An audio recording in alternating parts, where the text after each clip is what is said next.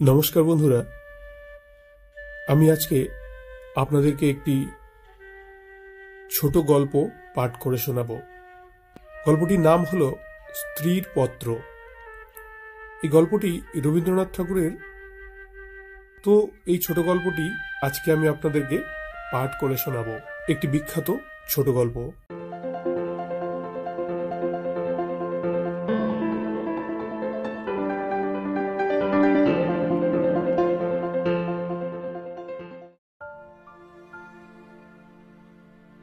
শ্রীচরণ কমলেশু।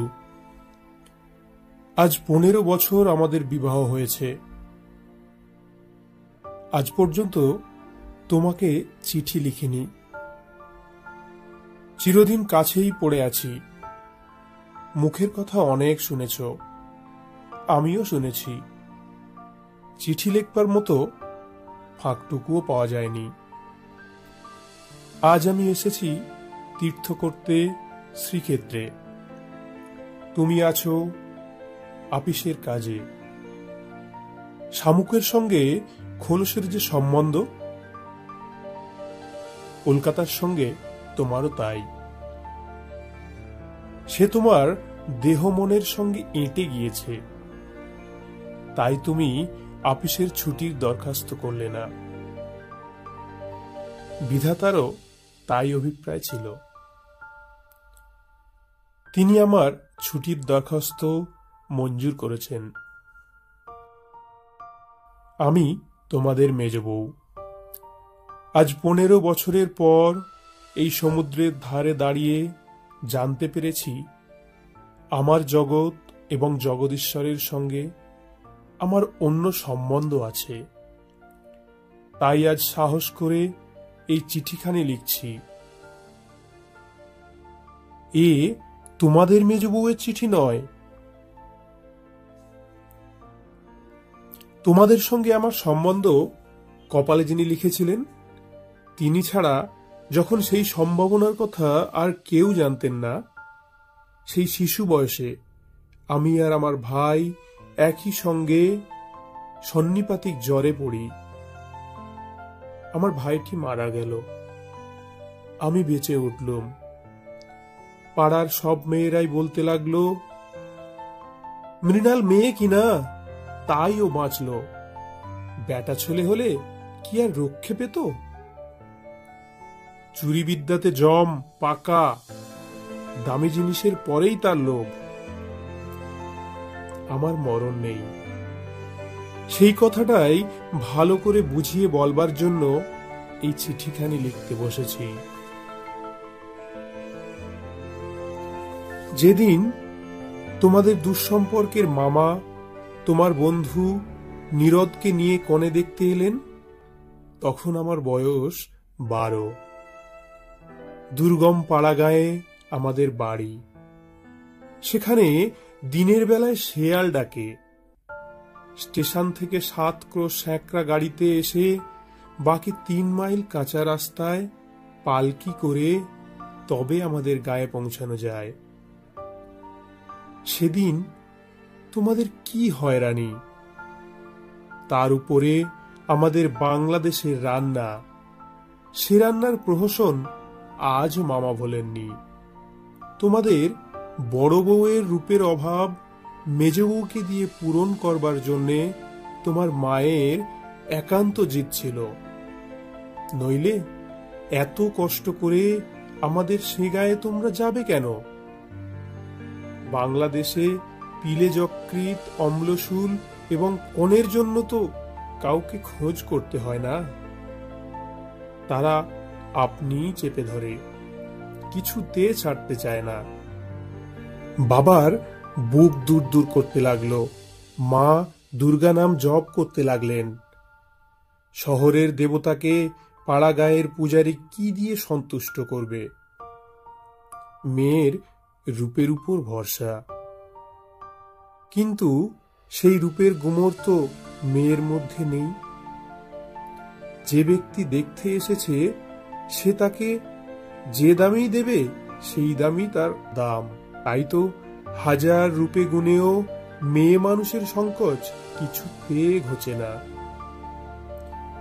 সমস্ত বাড়ির, এমনকি সমস্ত পাড়ার এই আতঙ্ক আমার বুকের মধ্যে পাথরের মতো চেপে বসল। সেদিনকার আকাশের যত আলো এবং জগতের সকল শক্তি যেন 12 বছরের একটি পাড়া গায়ের মেয়েকে দুজন পরীক্ষকের 2 জোড়া চোখের সামনে শক্ত করে তুলে ধরবার জন্য পেয়াদাগিরি করছিল। আমার কোথাও লুকাবার জায়গা ছিল না। সমস্ত আকাশকে কাঁদিয়ে দিয়ে বাঁশি বাজাতে লাগলো। তোমাদের বাড়িতে এসে উঠলুম।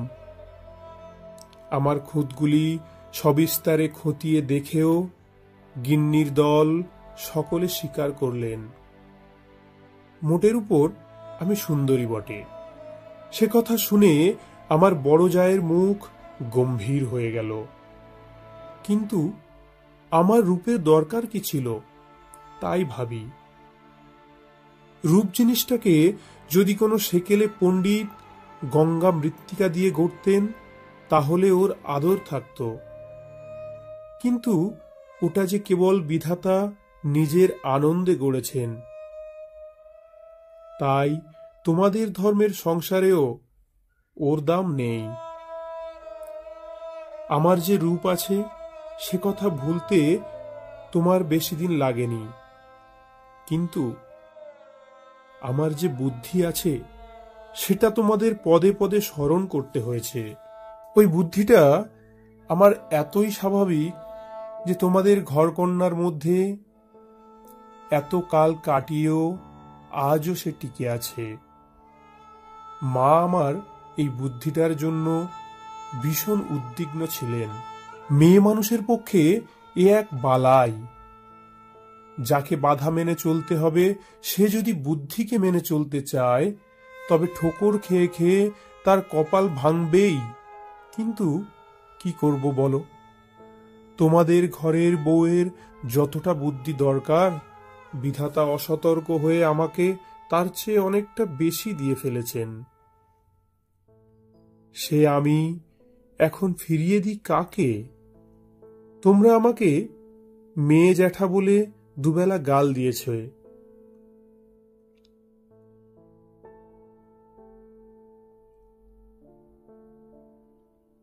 তোমরা আমাকে মেয়ে জ্যাঠা বলে দুবেলা গাল দিয়েছ।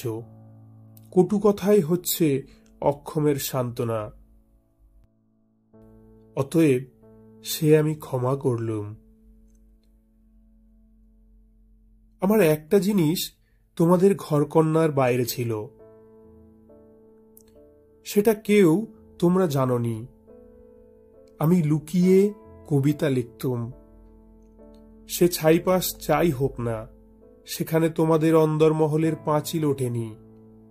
সেইখানে আমার মুক্তি, সেইখানে আমি আমি আমার মধ্যে যা কিছু তোমাদের মেজ বউকে ছাড়িয়ে রয়েছে সে তোমরা পছন্দ করনি, চিনতেও পারোনি। আমি যে কবি সে এই 15 বছরেও তোমাদের কাছে ধরা পড়েনি। তোমাদের ঘরে প্রথম স্মৃতির মধ্যে সবচেয়ে যেটা আমার মনে জাগছে সে তোমাদের গোয়াল ঘর। অন্দরমহলের সিঁড়িতে ওঠবার ঠিক পাশের ঘরেই তোমাদের গরু থাকে।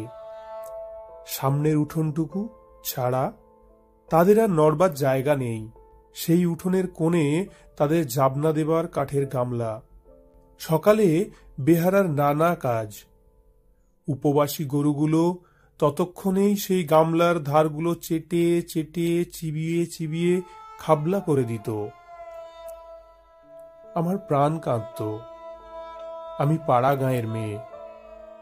তোমাদের বাড়িতে যেদিন নতুন এলুম সেদিন সেই 2টি গরু এবং 3টি বাছুরি সমস্ত শহরের মধ্যে আমার চিরপরিচিত আত্মীয়ের মতো আমার চোখে ঠেকল।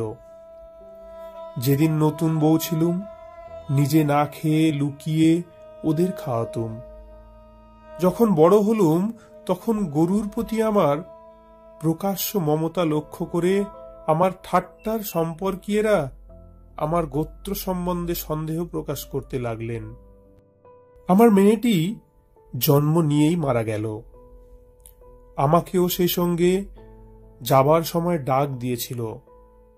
সে যদি বেঁচে থাকতো তাহলে সেই আমার জীবনে যা কিছু বড়, যা কিছু সত্য সমস্ত এনে দিত। তখন মেজে বউ থেকে একেবারে মা হয়ে বসতুম। মা যে এক সংসারের মধ্যে থেকেও বিশ্ব সংসারের। মা হবার দুঃখটুকু পেলুম, কিন্তু মা হবার মুক্তিটুকু পেলুম না। মনে আছে, ইংরেজ ডাক্তার এসে আমাদের অন্দর দেখে আশ্চর্য হয়েছিল এবং আতুর ঘর দেখে বিরক্ত হয়ে বকাবকি করছিল। সদরে তোমাদের একটুখানি বাগান আছে, ঘরে সাজসজ্জা আসবাবের অভাব নেই, আর অন্দরটা যেন পশমের কাজের উল্টো পিঠ। সেদিকে কোনো লজ্জা নেই, শ্রী নেই, সজ্জা নেই।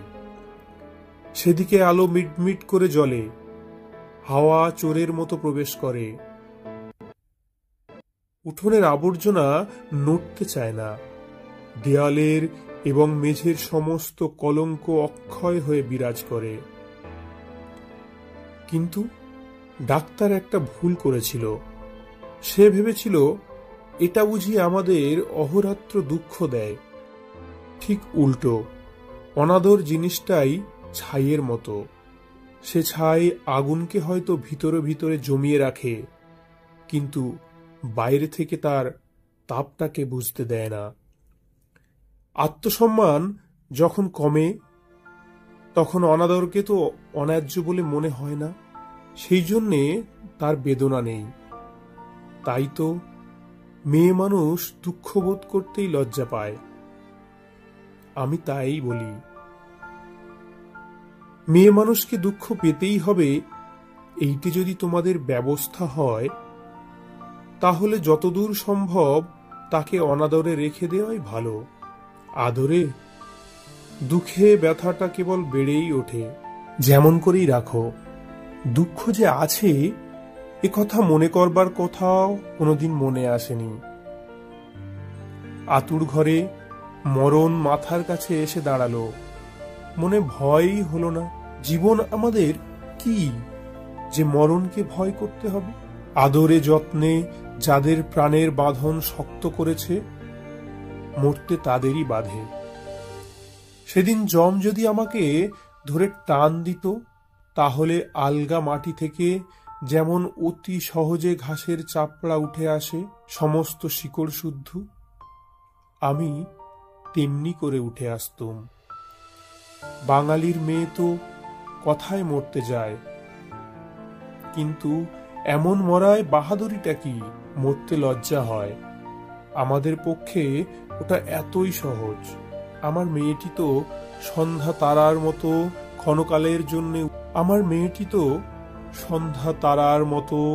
ক্ষণকালের জন্য উদয় হয়েই অস্ত গেল। আবার আমার নিত্যকর্ম এবং গরুর বাছুর নিয়ে পড়লুম। জীবন তেমন করেই গড়াতে গড়াতে শেষ পর্যন্ত কেটে যেত। আজকে তোমাকে এই চিঠি লিখবার দরকারই হতো না, কিন্তু বাতাসে সামান্য একটা বীজ উড়িয়ে নিয়ে এসে পাকা দালানের মধ্যে অসত্য গাছের অঙ্কুর বের করে। শেষকালের সেইটুকু থেকে ইট কাঠের বুকের পাঁজর বিদীর্ণ হয়ে যায়। আমার সংসারের পাকা বন্দোবস্তের মাঝখানে ছোট একটুখানি জীবনের কণা কোথাও থেকে উড়ে এসে পড়ল। তারপর থেকে ফাটল শুরু হলো। বিধবা মার মৃত্যুর পরে আমার বড় জায়ের বোন বিন্দু তার খুড়তুতো ভাইদের অত্যাচারে আমাদের বাড়িতে তার দিদির কাছে এসে যেদিন আশ্রয় নিলে, তোমরা সেদিন ভাবলে এ আবার কোথাকার আপদ। আমার পোড়া স্বভাব, কি করব বলো? দেখলুম তোমরা সকলেই মনে মনে বিরক্ত হয়ে উঠেছ। সেই জন্যেই এই নিরাশ্রয় মেয়েটির পাশে আমার সমস্ত মন যেন একেবারে কোমর বেঁধে দাঁড়ালো।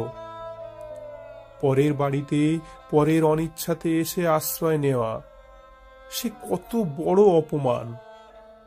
দায়ে পড়ে সেও যাকে স্বীকার করতে হলো, তাকে কি একপাশে ঠেলে রাখা যায়?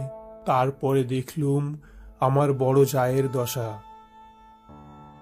তিনি নিতান্ত দরদে পড়ে বোনটিকে নিজের কাছে এনেছেন, কিন্তু যখন দেখলেন স্বামীর অনিচ্ছা, তখন এমনি ভাব করতে লাগলেন যেন এ তার এক বিষম বালাই, যেন একে দূর করতে পারলেই তিনি বাঁচেন। এই অনাথা বোনটিকে মন খুলে প্রকাশ্যে স্নেহ দেখাবেন, সেই সাহস তার হল না। তিনি প্রতিব্রতা। তার এই সংকট দেখে আমার মন আরো ব্যথিত হয়ে উঠল। দেখলুম বড়জা সকলকে একটু বিশেষ করে দেখিয়ে দেখিয়ে বিন্দুর খাওয়া পড়ার এমনি মোটা রকমের ব্যবস্থা করলেন এবং বাড়ির সর্বপ্রকার দাসীবৃত্তিতে তাকে এমন ভাবে নিযুক্ত করলেন যে আমার কেবল দুঃখ নয়, লজ্জাবোধ হল। তিনি সকলের কাছে প্রমাণ করবার জন্য ব্যস্ত যে আমাদের সংসারে ফাঁকি দিয়ে বিন্দুকে ভারী সুবিধাদার পাওয়া গেছে। ও কাজ দেয় বিস্তর, অথচ খরচের হিসাবে বেজায় সস্তা। আমাদের বড় জায়ের বাপের বংশকুল ছাড়া আর বড় কিছুই ছিল না, রূপও ন, টাকাও না। আমার শ্বশুরের হাতে পায়ে ধরে কেমন করে তোমাদের ঘরে তার বিবাহ হলো সে তো সমস্তই জানো। তিনি নিজের বিবাহটাকে এ বংশের প্রতি বিষম একটা অপরাধ বলেই চিরকাল মনে জেনেছেন। সেই জন্যে সকল বিষয়েই নিজেকে যত দূর সম্ভব সংকুচিত করে তোমাদের ঘরে তিনি অতি অল্প জায়গা জুড়ে থাকেন। কিন্তু তার এই সাধু দৃষ্টান্তে আমাদের বড় মুশকিল হয়েছে।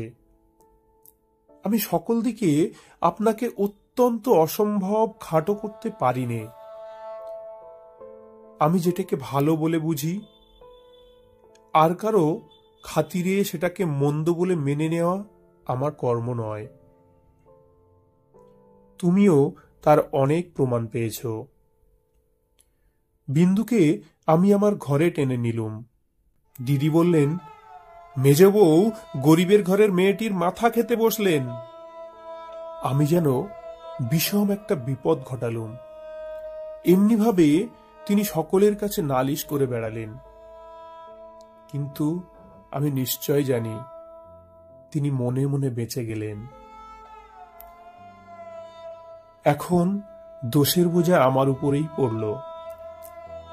তিনি বোনকে নিজে যে স্নেহ দেখাতে পারলেন না, আমাকে দিয়ে সেই স্নেহটুকু করিয়ে নিয়ে তার মনটা হালকা হলো।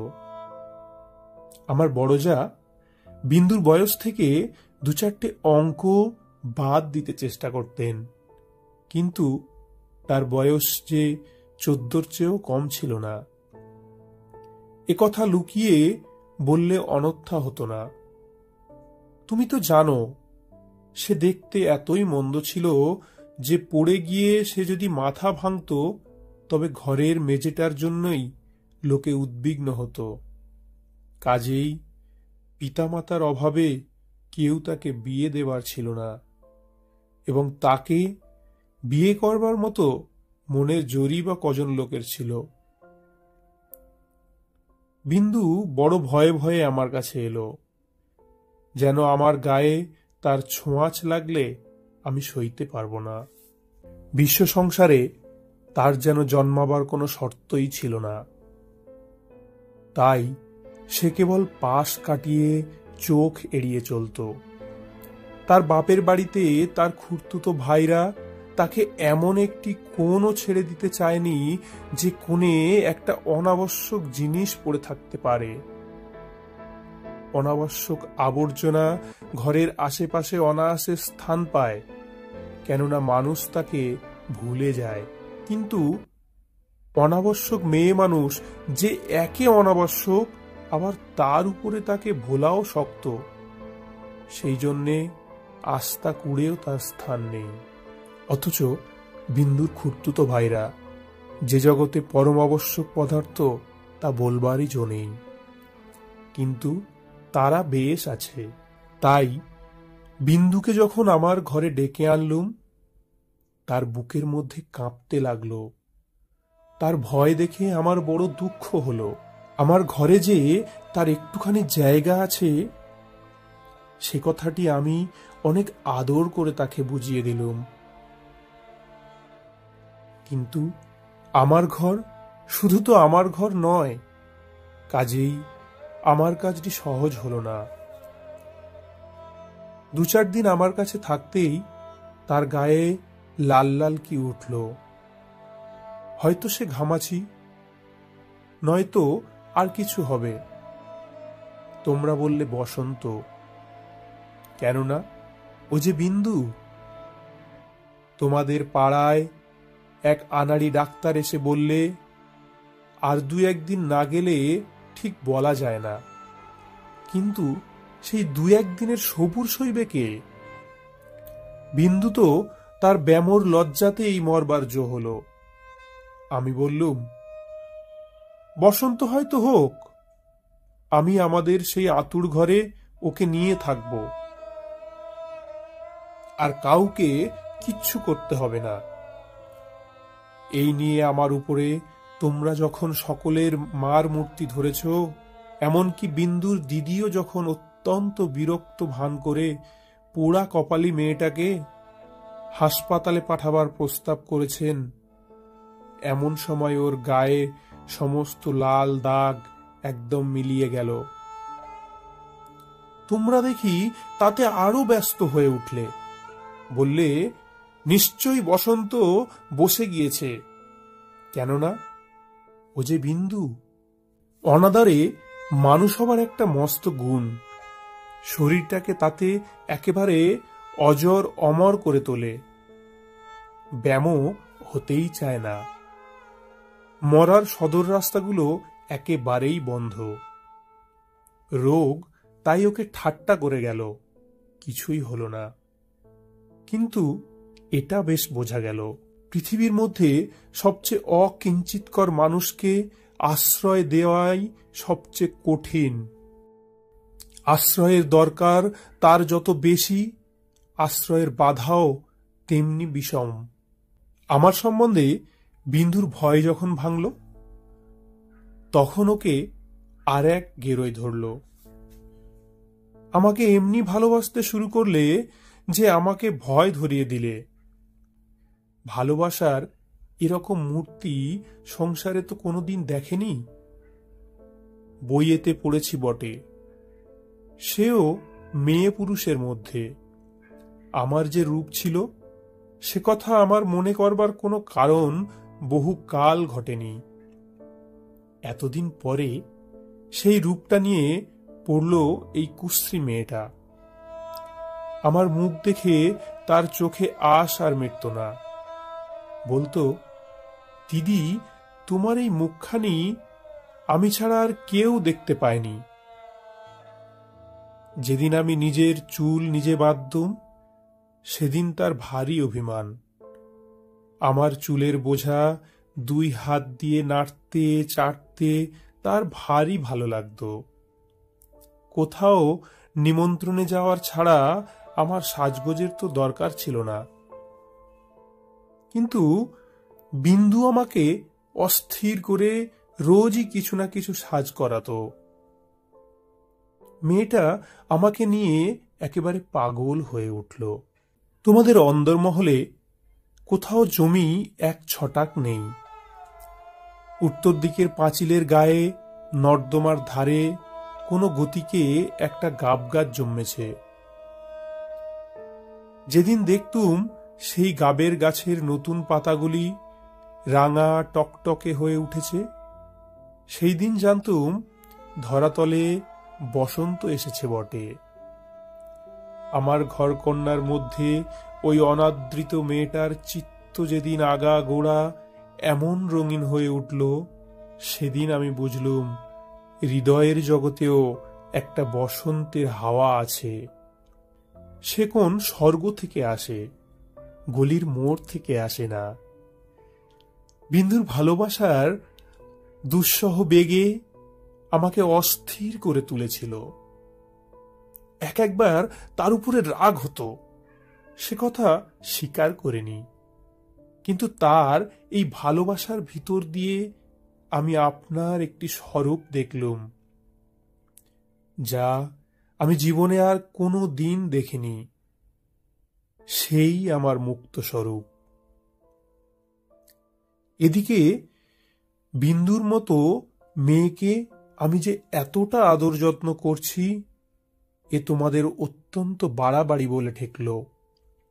এর জন্যে খুঁতখুঁত খিটখিটের অন্ত ছিল না।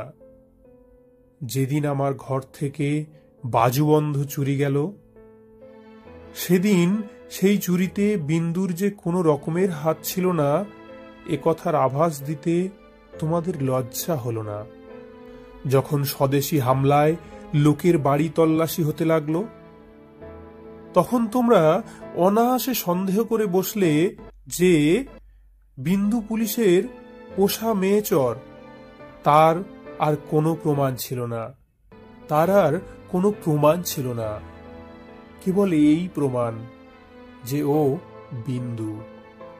তোমাদের বাড়ির দাসীরা ওর কোনো রকম কাজ করতে আপত্তি করত। তাদের কাউকে ওর কাজ করবার ফরমাস করলে ও মেয়েও একেবারে সংকোচে যেন আড়ষ্ট হয়ে উঠত। এই সকল কারণেই ওর জন্য আমার খরচ বেড়ে গেল। আমি বিশেষ করে একজন আলাদা দাসী রাখলুম। সেটা তোমাদের ভালো লাগেনি। বিন্দুকে আমি যেসব কাপড় পরতে দিতুম, তা দেখে তুমি এত রাগ করেছিলে যে আমার হাত খরচের টাকা বন্ধ করে দিলে। তার পরদিন থেকে আমি 5 শিকে দামের জোড়া মোটা কোরা কলের ধুতি পরতে আরম্ভ করে দিলুম। আর মতির মা যখন আমার এঁটো ভাতের থালা নিয়ে যেতে এলো, তাকে বারণ করে দিলুম। আমি নিজে উঠোনের কলতলায় গিয়ে এঁটো ভাত বাছুরকে খাইয়ে বাসন মেজেছি। একদিন হঠাৎ সেই দৃশ্যটি দেখে তুমি খুব খুশিও হওনি। আমাকে খুশি না করলেও চলে, আর তোমাদের খুশি না করলেই নয়। এই সুবুদ্ধিটা আজও পর্যন্ত আমার ঘটে এলো না। এদিকে তোমাদের রাগও যেমন বেড়ে উঠেছে, বিন্দুর বয়সও তেমনি বেড়ে চলেছে। সেই স্বাভাবিক ব্যাপারে তোমরা অস্বাভাবিক রকমের বিব্রত হয়ে উঠেছিলে। একটা কথা মনে করে আমি আশ্চর্য হই, তোমরা জোর করে কেন বিন্দুকে তোমাদের বাড়ির থেকে বিদায় করে দাওনি? আমি বেশ বুঝি তোমরা আমাকে মনে মনে ভয় করো।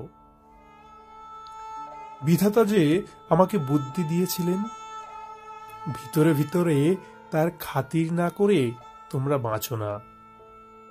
অবশেষে বিন্দুকে নিজের শক্তিতে বিদায় করতে না পেরে তোমরা প্রজাপতি দেবের শরণাপন্ন হলে। বিন্দুর বর ঠিক হলো। বড় যা বললেন বাঁচলুম। মা কালী আমাদের বংশের মুখ রক্ষা করলেন। বর কেমন তা জানি নে, তোমাদের কাছে শুনলুম সকল বিষয়েই ভালো। বিন্দু আমার পা জড়িয়ে ধরে কাঁদতে লাগলো, বললে, দিদি আমার আবার বিয়ে করা কেন? আমি তাকে অনেক বুঝিয়ে বললুম, বিন্দু তুই ভয় করিস নে, শুনেছি তোর বর ভালো। বিন্দু বললে, বর যদি ভালো হয় আমার কি আছে যে আমাকে তার পছন্দ হবে? বরপক্ষেরা বিন্দুকে তো দেখতে আসবার নামও করলেন না। বড় দিদি তাতে বড় নিশ্চিন্ত হলেন। কিন্তু দিন রাত্রে বিন্দুর কান্না আর থামতে চায় না। সে তার কি কষ্ট সে আমি জানি। বিন্দুর জন্যে আমি সংসারে অনেক লড়াই করেছি, কিন্তু ওর বিবাহ বন্ধ হোক এ কথা বলবার সাহস আমার হলো না। কিসের জোরেই বা বলবো? আমি যদি মারা যাই তো ওর কি দশা হবে? একে তো মেয়ে, তাতে কালো। মেয়ে কার ঘরে চলল, ওর কি দশা হবে সে কথা না ভাবাই ভালো।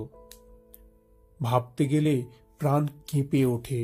বিন্দু বললে, দিদি, বিয়ের আর 5 দিন বাকি আছে, এর মধ্যে আমার মরণ হবে নাকি?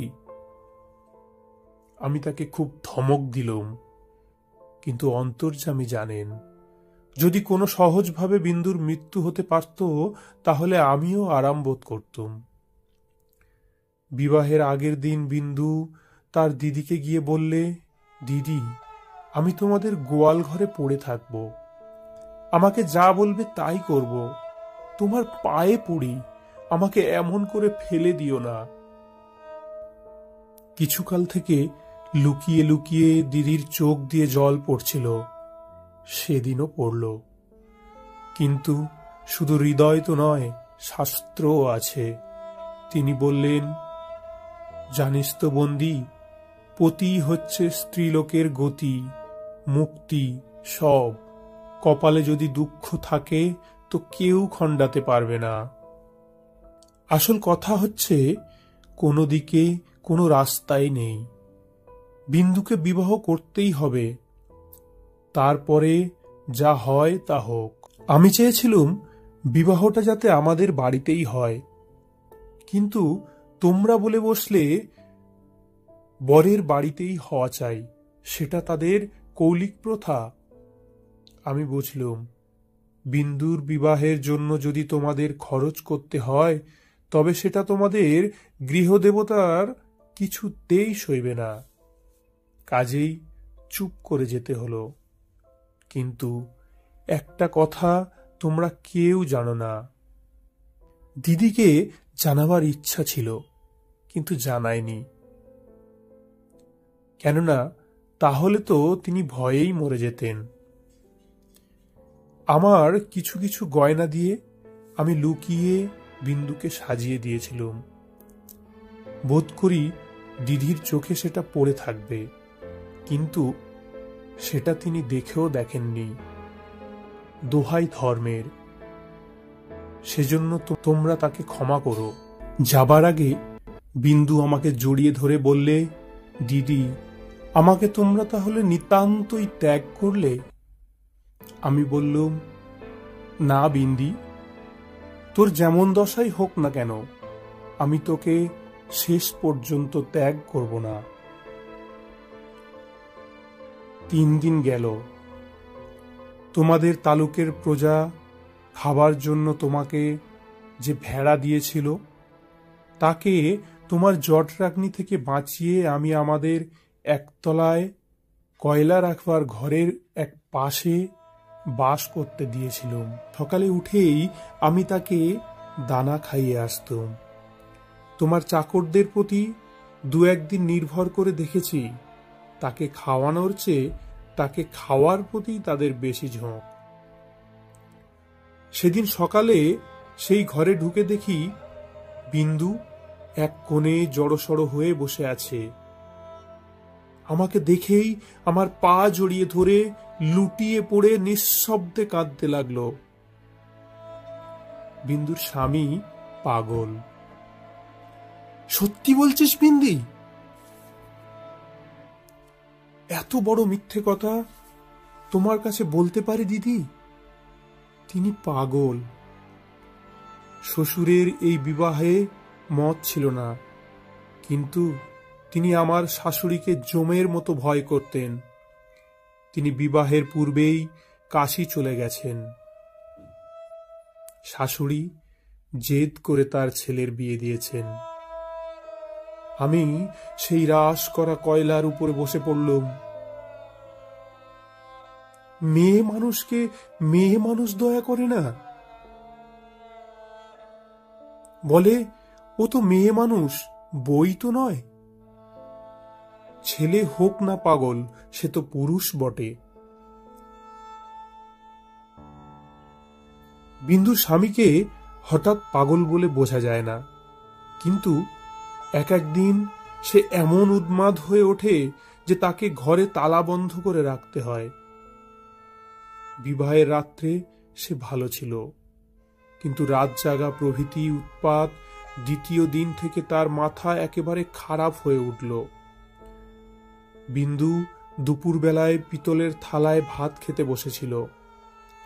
হঠাৎ তার স্বামী থালা শুদ্ধ ভাত টেনে উঠোনে ফেলে দিল। হঠাৎ কেমন তার মনে হয়েছে বিন্দু স্বয়ং রানী রাসমণি। বেহারাটা নিশ্চয়ই সোনার থালা চুরি করে রানীকে তার নিজের থালায় ভাত খেতে দিয়েছে, এই তার রাগ। বিন্দু তো ভয়ে মরে গেল। তৃতীয় রাত্রে শাশুড়ি তাকে যখন স্বামীর ঘরে শুতে বললে, বিন্দুর প্রাণ শুকিয়ে গেল। শাশুড়ি তার প্রচন্ড রাগলে জ্ঞান থাকে না, সেও পাগল, কিন্তু পুরো নয় বলেই আরো ভয়ানক।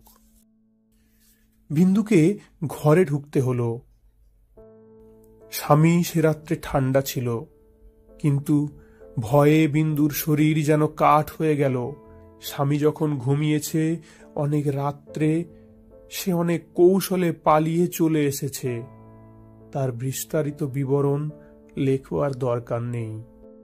ঘৃণায় রাগে আমার সকল শরীর জ্বলতে লাগলো। আমি বললুম, এমন ফাঁকির বিয়ে বিয়েই নয়। বিন্দু, তুই যেমন ছিলি তেমনই আমার কাছে থাক, দেখি তোকে কে নিয়ে যেতে পারে। তোমরা বললে, বিন্দু মিথ্যে কথা বলছে। আমি বললুম, ও কখনো মিথ্যে বলেনি। তোমরা বললে, কেমন করে জানলে? আমি বললুম, আমি নিশ্চয়ই জানি। তোমরা ভয় দেখালে। বিন্দুর শ্বশুর বাড়ির লোক পুলিশ কেস করলে মুশকিলে পড়তে হবে। আমি বললুম, ফাঁকি দিয়ে পাগল বরের সঙ্গে ওর বিয়ে দিয়েছে, এ কথা কি আদালত শুনবে না? তোমরা বললে, তবে কি এই নিয়ে আদালত করতে হবে নাকি? কেন, আমাদের দায় কিসের?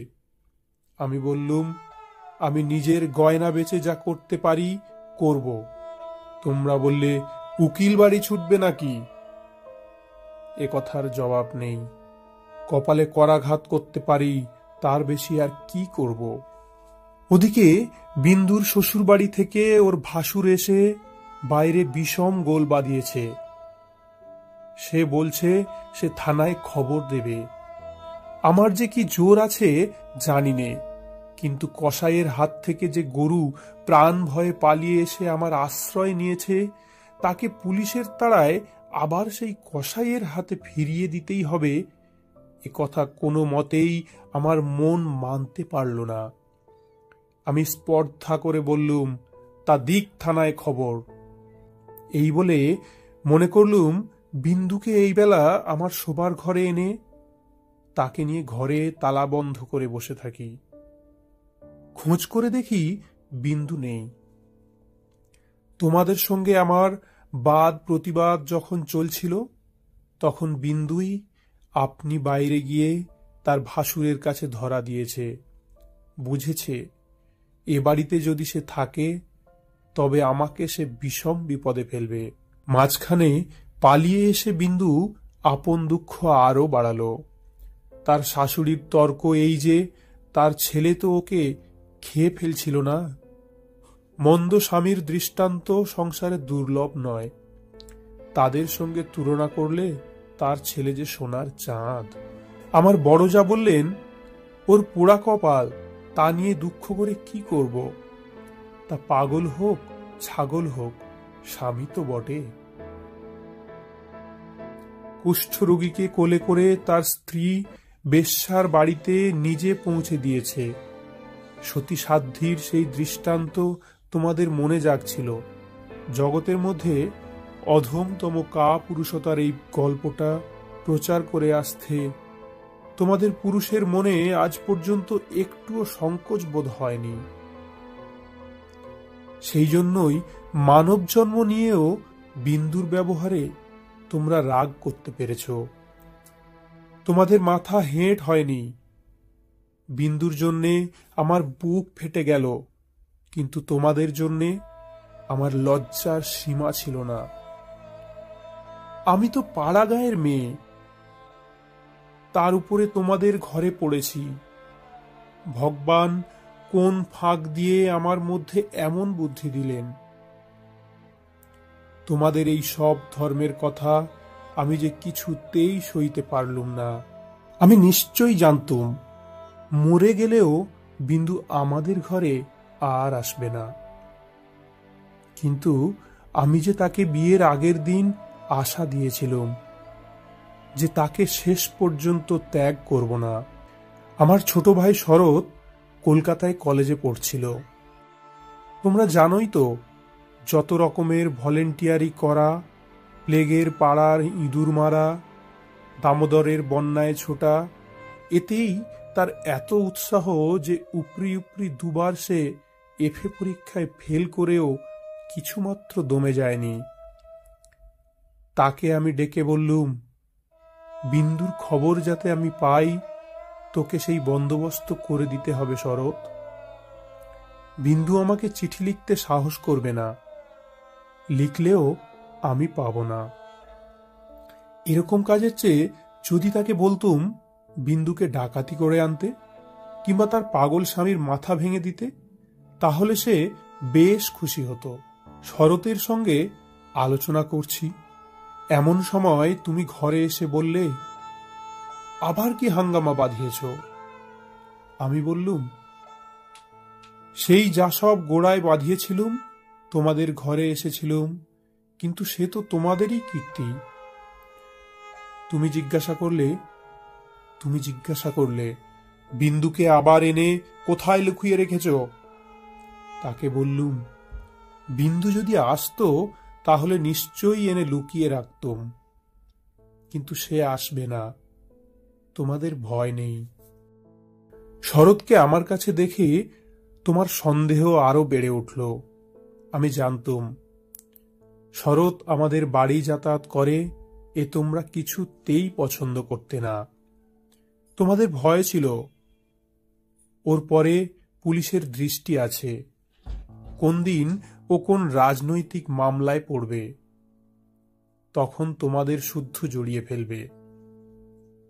সেই জন্যে আমি ওকে ভাইফোঁটা পর্যন্ত লোক দিয়ে পাঠিয়ে দিতুম, ঘরে ডাকতুম না।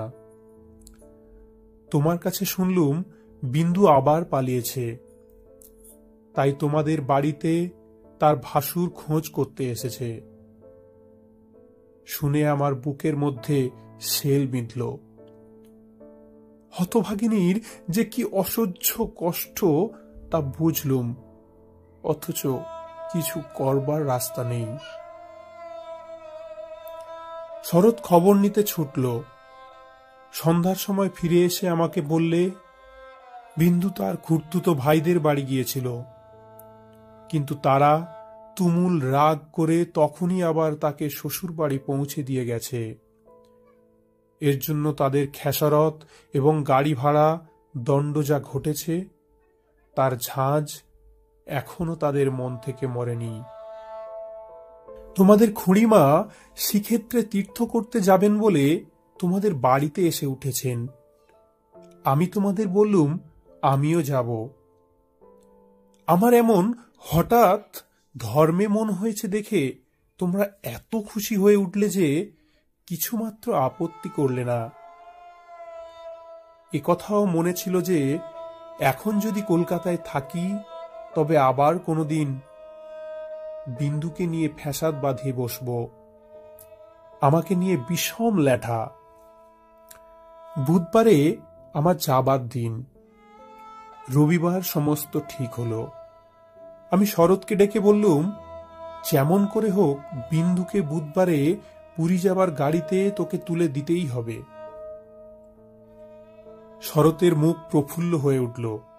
সে বললে, ভয় নেই দিদি, আমি তাকে গাড়ি তুলে দিয়ে পুরী পর্যন্ত চলে যাব, ফাঁকি দিয়ে জগন্নাথ দেখা হয়ে যাবে। সেই দিন সন্ধ্যার সময় শরৎ আবার এলো। তার মুখ দেখেই আমার বুক দমে গেল। আমি বললুম, কি শরৎ, সুবিধা হলো না বুঝি? সে বললে, না। আমি বললুম, রাজি করাতে পারলি নে? সে বললে, আর দরকারও নেই। কাল রাত্রিরে সে কাপড়ে আগুন ধরিয়ে আত্মহত্যা করে মরেছে। বাড়ির যে ভাইপোটার সঙ্গে ভাব করে নিয়েছিলুম, তার কাছে খবর পেলুম তোমার নামে সে একটা চিঠি রেখে গিয়েছিল, কিন্তু সে চিঠিও ওরা নষ্ট করেছে। যাক, শান্তি হলো। দেশ শুদ্ধ লোক চটে উঠল, বলতে লাগলো, মেয়েদের কাপড়ে আগুন লাগিয়ে মরা একটা ফ্যাশন হয়েছে। তোমরা বললে এ সমস্ত নাটক করা। তা হবে, কিন্তু নাটকের তামাশাটা কেবল বাঙালি মেয়েদের শাড়ির উপর দিয়েই হয় কেন, আর বাঙালি বীর পুরুষদের কোঁচার উপর দিয়ে হয় না কেন? সেটাও তো ভেবে দেখা উচিত। বিন্দিটার এমনই পোড়া কপাল বটে। যতদিন বেঁচে ছিল রূপে গুণে কোনো যশ পায়নি। মরবার বেলাও যে একটু ভেবে চিনতে এমন একটা নতুন ধরনে মরবে যাতে দেশের পুরুষরা খুশি হয়ে হাততালি দেবে, তাও তার প্রাণে এলো না। মরেও লোকদের চটিয়ে দিলে। দিদি ঘরের মধ্যে লুকিয়ে কাঁদলেন, কিন্তু সে কান্নার মধ্যে এমনটা সান্ত্বনা ছিল না। যাই হোক না কেন, তবু রক্ষা হয়েছে। মরেছে বই তো না, বেঁচে থাকলে কি না হতে পারত। আমি তীর্থে এসেছি। বিন্দুর আর আসবার দরকার হলো না, কিন্তু আমার দরকার ছিল। দুঃখ বলতে লোকে যা বোঝে, তোমাদের সংসারে তা আমার ছিল না। তোমাদের ঘরে খাওয়া পড়া অসচ্ছল নয়।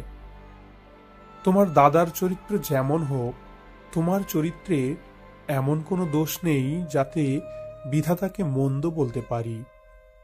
যদিবা তোমার স্বভাব তোমার দাদার মতোই হতো, তাহলেও হয়তো মোটের উপর আমার এমনিভাবেই দিন চলে যেত, এবং আমার সতীসাধ্যী বড় জায়ের মতো পতি দেবতাকে দোষ না দিয়ে বিশ্ব দেবতাকে আমি দোষ দেবার চেষ্টা করতাম। অতএব তোমাদের নামে আমি কোনো নালিশ উত্থাপন করতে চাইনে। আমার এ চিঠি সেজন্যে নয়, কিন্তু আমি আর তোমাদের সেই ২৭ নম্বর মাখাল বড়ালের গলিতে ফিরব না। আমি বিন্দুকে দেখেছি। সংসারের মাঝখানে মেয়ে মানুষের পরিচয়টা যে কি তা আমি পেয়েছি। আর আমার দরকার নেই। তারপরে এও দেখেছি, ও মেয়ে বটে, তবু ভগবান ওকে ত্যাগ করেননি। ওর উপরে তোমাদের যত জোরই থাক না কেন, সে জোরের অন্ত আছে। ও আপনার হতভাগ্য মানব জন্মের চেয়ে বড়। তোমরাই যে আপন ইচ্ছা মতো আপন দস্তর দিয়ে ওর জীবনটাকে চিরকাল পায়ের তলায় চেপে রেখে দেবে। তোমাদের পা এত লম্বা নয়। মৃত্যু তোমাদের চেয়ে বড়। সেই মৃত্যুর মধ্যে সে মহান।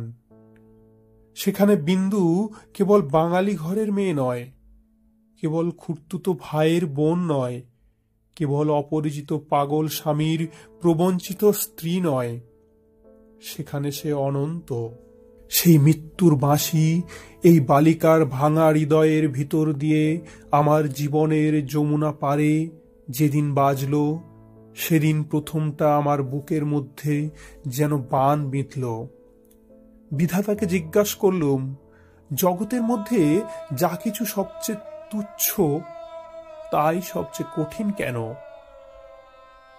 এই গলির মধ্যকার চারিদিকে প্রাচীর তোলা নিরানন্দের অতি সামান্য বুদ্বুদটা এমন ভয়ঙ্কর বাধা কেন?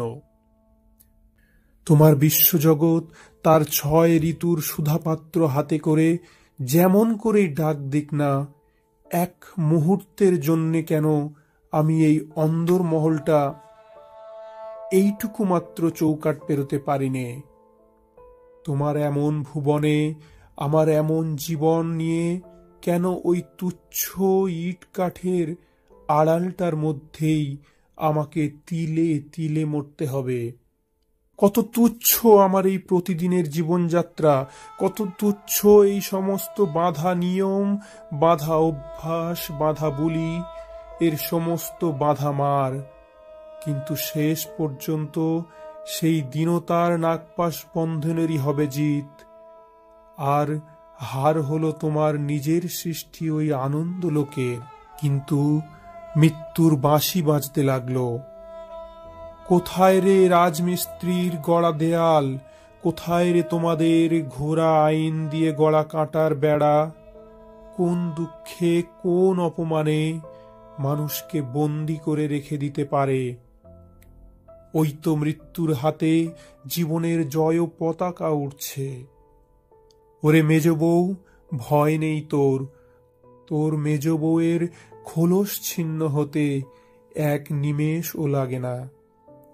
তোমাদের গলিকে আর আমি ভয় করি নে। আমার সম্মুখে আজ নীল সমুদ্র, আমার মাথার উপর আষাঢ়ের মেঘপুঞ্জ। তোমাদের অভ্যাসের অন্ধকারে আমাকে ঢেকে রেখে দিয়েছিলে। ক্ষণকালের জন্য বিন্দু এসে সেই আবরণের ছিদ্র দিয়ে আমাকে দেখে নিয়েছিল। সেই মেয়েটাই তার আপনার মৃত্যু দিয়ে আমার আবরণখানা আগা গোড়া ছিন্ন করে দিয়ে গেল। আজ বাইরে এসে দেখি আমার গৌরব রাখার আর জায়গা নেই। আমার এই অনাদৃত রূপ যার চোখে ভালো লেগেছে, সেই সুন্দর সমস্ত আকাশ দিয়ে আমাকে চেয়ে দেখেছেন। এইবার মরেছে মেজ বউ। তুমি ভাবছো আমি মরতে যাচ্ছি, ভয় নেই। অমন পুরনো ঠাট্টা তোমাদের সঙ্গে আমি করব না। মীরাবাইও তো আমারই মতো মেয়ে মানুষ ছিল, তার শিকলও তো কম ভারী ছিল না। তাকে তো বাঁচবার জন্য মরতে হয়নি।